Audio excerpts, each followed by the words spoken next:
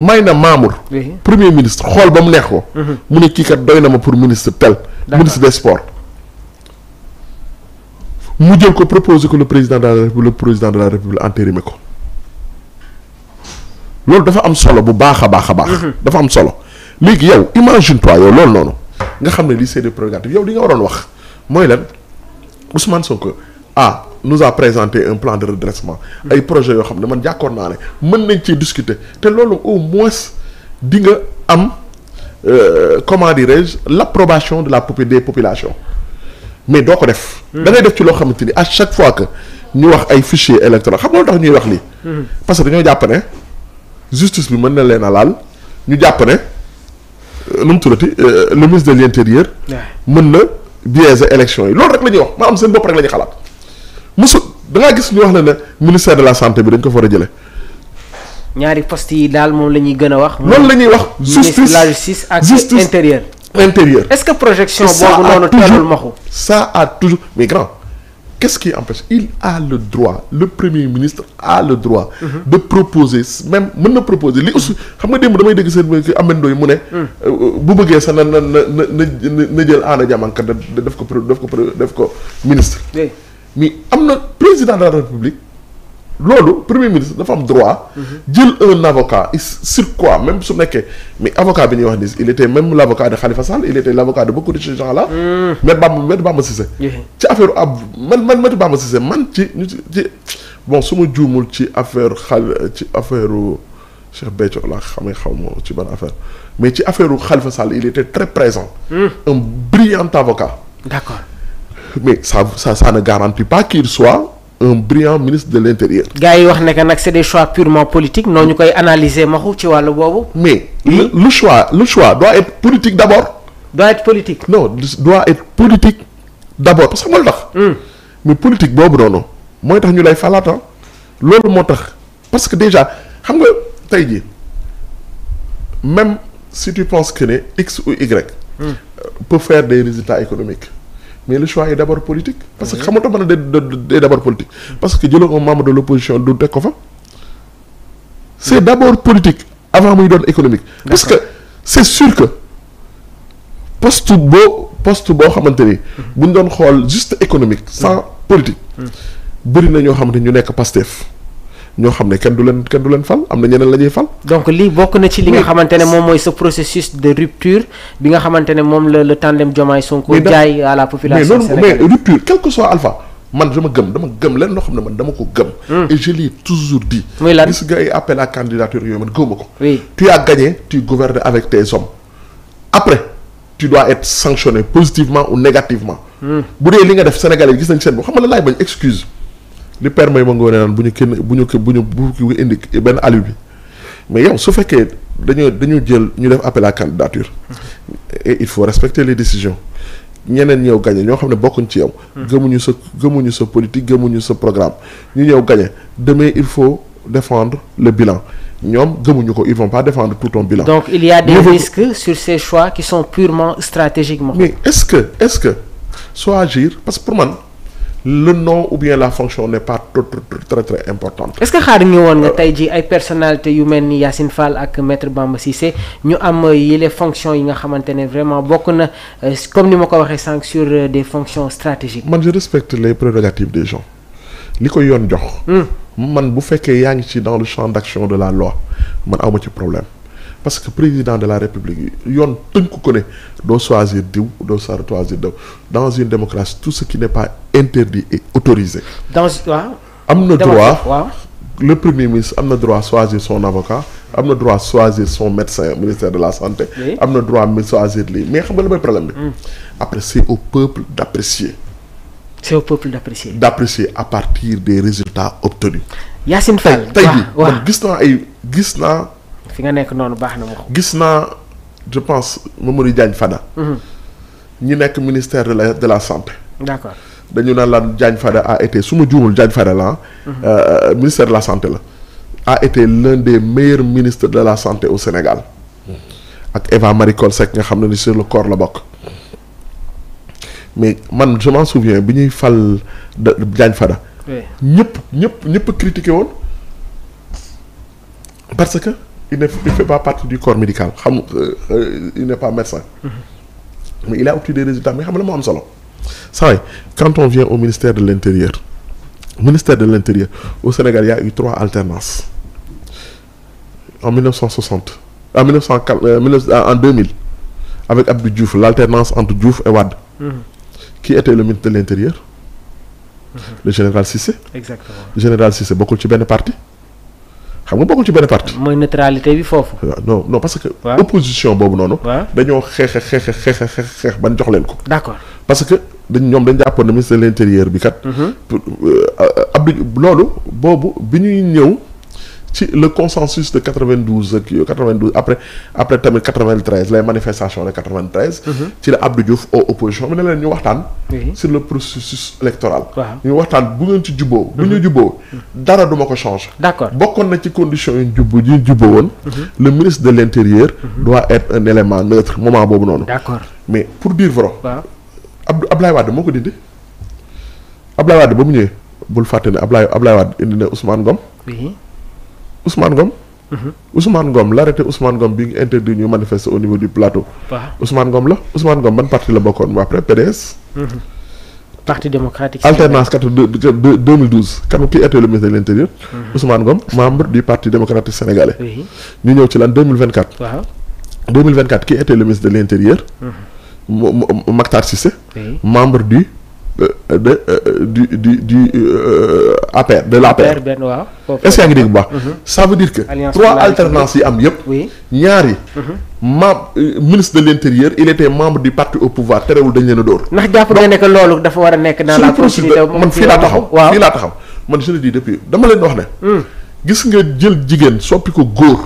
wala nga jël góor wasinloo ko parfois moo gën a jafe suñu élection yi ñu dem ba xam nga lan lañ mën.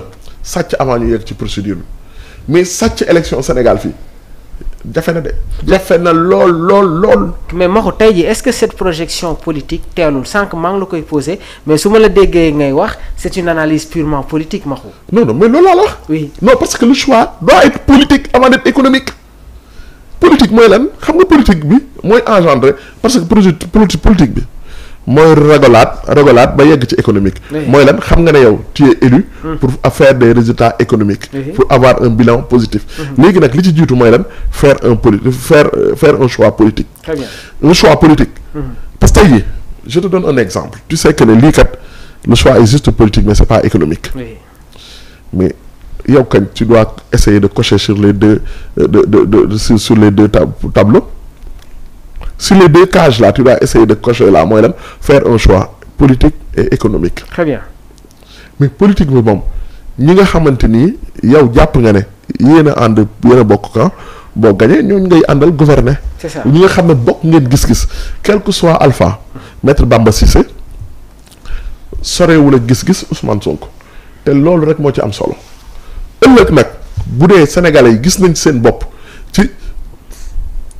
si le bilan est positif ñu renouveler seen confiance à Pastef bu dee si le bilan est négatif ñu dàq ko uti ñeneen àdduna noonu lay demee mais nit ki li koy yoon may da nga koy bàyyi mu jël ko li ko ci xelam li dal xelam day mel ni un coach doo ko forcer ay joueurs ne ko ñii nga war a jël ñii ak ñii mën bu ñu ko gañee mën na la ne sawaay man ñii du samay joueur man maa ngi fàttaliku Claude Leroy benn anecdote bu ñu waxoon Claude Leroy sénégalais yi dañoo ñëw 86 ak ñoom Bokandé Thierno Youm Omar Gueye Sène ñooñu les sénégalais étaient nostalgiques parce que dañoo toog lu yàgg demuñu Coupe d'Afrique. c'est ça ñu dem premier tour lañ toogee 86 mais les sénégalais comme mosuñu woon dem gis benn équipe boo xam ne jour dóor na le pays organisateur l'Égypte ñoom ils étaient nostalgiques pour ñoom lii mooy seen équipe. mais bi ñu ñëwee je pense Ablaye Matar Diop est-ce que du nekk loolu ministre des sports bi ñu ñëwee en Sénégal 92 soo leen seetloo am na benn clip bu Omar Pène di wane. di équipe nationale gagné les anciens joueurs mais soo xoolee ces gens là da nga xam ne ñii ay mag lañ. su ne leen ñii am na 30 ans da nga xam ne ñii dépassé nañ ay ñu ngi ay 38 ans. dépassé nañ ko parce que âge bu ci 4 ans tegoo. ci équipe boobu ñoo xam ne ay 32 ans la ñu amoon dañuy commencé doon mag. dégg naa bu remercier Claude Leroy lu mu leen wax grand ça c'est pas mon équipe c'est votre équipe. parce que yéen a bëgg ma jël ñi. léegi nag nit ki boo ko bañee utalal lay boo bañee mu am lay da nga koy bàyyi mu jël ñi mu wóolu. très bien à partir de là ñu indi si ay appréciation. léegi oui. c'est Bamba Cissé. Maître Bamba Cissé yow mënoo ne c'est un mauvais ministre de l'intérieur parce que xamagoo ci dara. d'accord. Le musicien est jugé à partir des titres qu'il joue. donc teel na trop ñu indi si ay approches. teel na. d'accord yow maître Yacine Fall. Quel que soit Alpha. Quelles que soient les appréhensions que vous avez sur elle. Mais attendez au moins de la voir à l'œuvre. Si vous la voyez à l'œuvre et que sincèrement doyu leen ngeen ne kii kat doyu leen. très bien mais au moins il faut l'attendre à ce que parce que prérogative loo xam ne yoon dama ne confiance kenn lañ ko joteel ne ko waatal lan lañ ko waatloo mu respecter la constitution te ba léegi moo ngi ci constitution bi loolu la ñu war a kaas mais léegi ñoom li ñuy kaas nii xam nga lan mooy problème bi ñoom dañoo waroon a pour man opposition bi man je voudrais vraiment qu'on ait une opposition forte et une opposition réfléchie et une opposition qui s'engage dans le débat économique. les débats d'idées. non débat économique. parce que déjà mais opposition bi ñun lu ñu mën on a essayé de challenger le plan de redressement de Ousmane Sonko. mais qu'est-ce qui empêche yow sa seetloo xam-xam dafa tumuranke ci réew mi. yaa ngi wax ci économie mais j'espère que tamit on aura l'opportunité de faire un plateau boo xamante ne day concentré wu sur l'acte diplomatique l'axe diplomatique tamit. mais foog ñu ciy wax bu baax. mais bizarrement. oui suñu parti politique yëpp. mais c'est ça xam nga ci lan rek la ñuy wax. ci politique. grand koo ci dugal ci xam-xam mu réer. gis nga. il faut que parti yi jouer seen rôle. très bien xam nga seen rôle mooy lan. préparer seen militants yi ci xam-xam. ci jàng ci état ni mu war a demee ci formation bi. mais lii moo tax déjà gis nga quand on est superficiel maanaam su fekkee xam-xam dañoo réer bu ñuy wax xam nga ci lan la ñuy wax. néew ma sax kenn du ci wax. tëj nañu diw moo fi waxoon lii def fi lii moo fi waxoon lii la ñu waxoon lii ngeen ñu diggoon loolu mooy xam-xam bu tumuranke. d'accord xam nga lan mooy xam-xam gis nga quoi qu'on puisse dire en France il y a la crise. oui. mais le débat sur les orientations économiques est posé dañ ciy waxtaan est-ce que fi ñu jëm nii déjà y a une chose boo xamante ni man grand fii laa taxaw fii nii ci plan de redressement bi man ma wax la ko ma ne leen les transferts d'argent ça va créer un problème sur les taxes moodu yi nga xam ne dañoo nekk kaaw di envoyer dépense léegi ñëpp Wave la ñuy envoyer wala maa ngi jégalu ci publicité bi. Wave wala Orange Money wala kii ak yooyu noonu mais ñooñu. jàppal ne bu dee 0,5 par transfert 0,5 francs par transfert mais grand. soo ko multiplier non day bëri. bu dee nu mu tuddati bu dee 10 000 francs la ñaata lay doon. 10 000 francs 10 000 francs bu nekk nga ci teg 500 xaw ma su ma juumul. c'est énorme en chiffre. non day bëri. c'est énorme. 500 état bi mais bon la situation loolu dañ ci war a waxtaan. oui. est-ce que l'état a d'autres choix. man j'ai essayé d'attirer l'attention jour bi plan de redressement bi génnee ba tey jii lañ ciy door a wax parce que taxe bi lañ mu dugg te pourtant dañ ci waroon waxtaan parce que état loolu mooy démocratie. mooy essentiel bi sax mooy essentiel bi. mais parti politique yi doo leen déggu mukk ñu waxtaan ci éléments yooyu xam nga li ñuy waxtaan. Sonko moo fi ne woon day supprimer caisse noire bi Sonko moo ci waxoon lii waaw mais grand. donc y a un problème d'opposants et d'opposition qui se pose. c'est ça mais man je voudrais que. que le débat les orientations économiques même diplomatiques les choix diplomatiques de ce régime-là soient mis sur la table. très bien ñu bañ a bàyyi ñi nga xam ne opposition boo xam ne gis nga tey jii. on prend beaucoup de chroniqueurs yoo xam ne tu les prends des gens yoo xamante ni grand jànguñu mënoo leen wax ne ci lii la ñu jàng.